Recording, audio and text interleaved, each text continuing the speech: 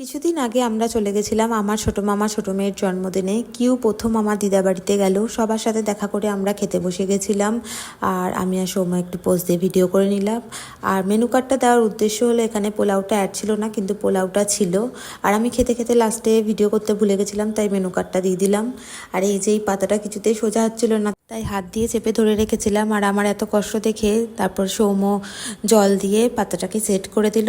আর ততক্ষণে লেবুও দিয়ে দিয়েছিল, তারপরে নুন দিয়ে দিল, তারপরে দিয়ে দিয়েছিল পনির পাচিন্দা, স্যালাড সস, আর তারপরে দিয়েছিল ভাত, সোনামুগের ডাল আর ঝুরঝুরে আলু ভাজা। এটা অনেক দিন বাদে কোনো অনুষ্ঠান বাড়িতে আমি খেলাম আর খুব ভালো লাগছিল খেতে। তারপর ছিল পমফ্রেটের ঝাল সর্ষে দিয়ে, অ্যান্ড দেন ছিল my favourite show stopper mutton কষা অ্যান্ড বাসন্তী পোলাও। তারপর ছিল চাটনি, পাঁপড়, রসগোল্লা, পায়েস, আইসক্রিম, পান, যেগুলো আর ভিডিও করা হয়নি। So if you like my video, please do like, comment, share, subscribe and follow.